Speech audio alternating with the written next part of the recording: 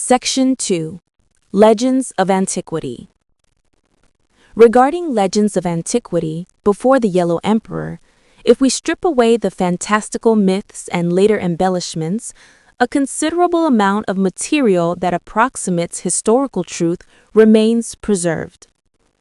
From these accounts, we can discern the general outline of human life at that time. The existence of ancient humans differed little from that of ordinary animals. They lived in groups, recognizing their mothers but unaware of their fathers. They walked without discerning direction, moving without conscious purpose. Without fire, tools, or implements, they consumed fruits, birds, beasts, insects, and fish raw. In cold weather, they covered themselves with grass and animal skins. In heat, they shielded only the lower part of their bodies. They sought food when hungry and discarded it when full. Only after an extremely long period did they gradually evolve. Yu Qiao clan. During the cave-dwelling period, humans could not defend against birds, beasts, insects, and snakes. Later, they invented the method of building nests in trees. They gathered fruits during the day for sustenance and rested in their tree nests at night. This was humanity's age of ignorance. Sui Ram clan. People transitioned from a gathering lifestyle to one of fishing and hunting. They consumed raw clams, shellfish, insects, and fish, whose foul odors caused frequent gastrointestinal ailments. Later, they discovered the method of drilling wood to produce fire, enabling them to cook food. This marked the initial step from ignorance towards semi-civilization. The Lord of the Kitchen God invented nets and traps for catching fish and hunting beasts. Also pioneered the domestication of livestock, giving rise to animal husbandry. Nuwa. Legend has it that Nuwa and Fuxi both reformed traditional mating customs. Shen Nong.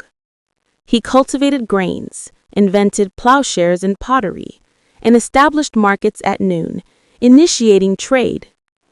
People then knew neither the struggle for wealth nor laws and governance. Shen Nong, also known as Li Shen, whose name means burning mountains, may have cleared forests by fire to cultivate land, marking the dawn of agriculture. Following general evolutionary patterns, humans first lived in trees, then discovered fire, followed by fishing and hunting, then animal husbandry, and finally agriculture.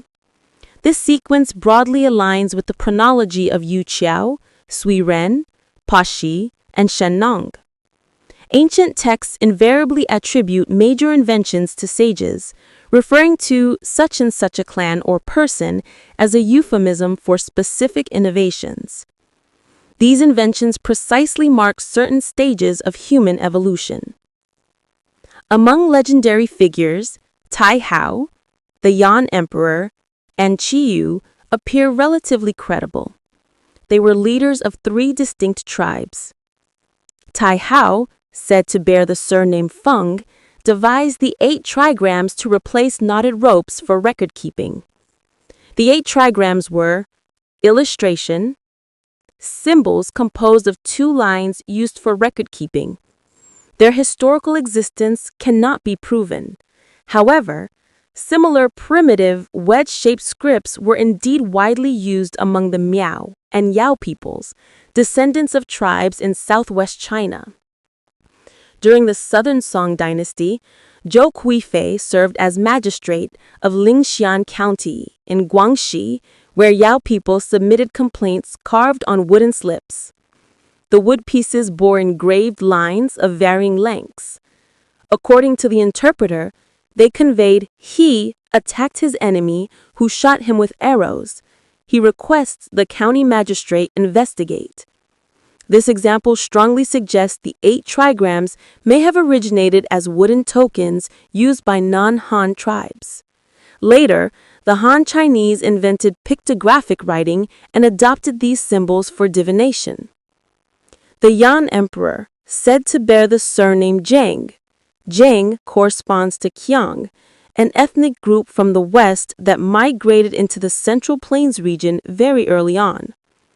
Legend recounts that Yu Wang, the seventh-generation descendant of the Yan Emperor, fought 3 major battles against the Yellow Emperor at Ban Quan. According to the Kwati Ji, an ancient geographical treatise by Li Tai of the Tang Dynasty, Ban Quan was located in Huailai County, Chahar. If this is accurate, the Yellow Emperor's tribe only waged campaigns along the border and failed to penetrate the interior. Subsequently, the 2 tribes assimilated, though the Zhang clan retained significant political standing.